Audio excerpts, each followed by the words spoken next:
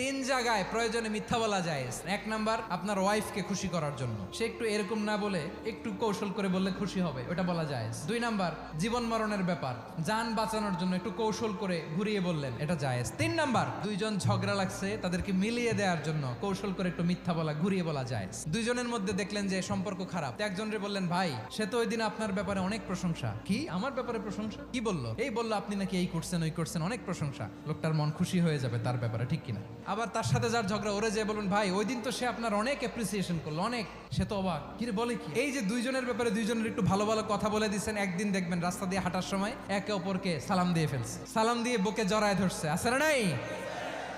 আবার মিলমিশ হয়ে গেছে। কিন্তু আমাদের স্বভাব হইলো, দুই প্রতিবেশী যদি একসাথে বসে একসাথে হাঁটে, দূর থেকে দেখলে আমাদের জলে, আছে না নাই? ঘটনা কি? এই দুইটার মধ্যে এত মিল কে? এই দুইটার মধ্যে গিরিঙ্গি লাগানো যায় কিভাবে? আল্লাহর কাছে তওবা করেন, এই মানসিকতার যেন আমরা না হয়, আমরা মিলিয়ে দিব।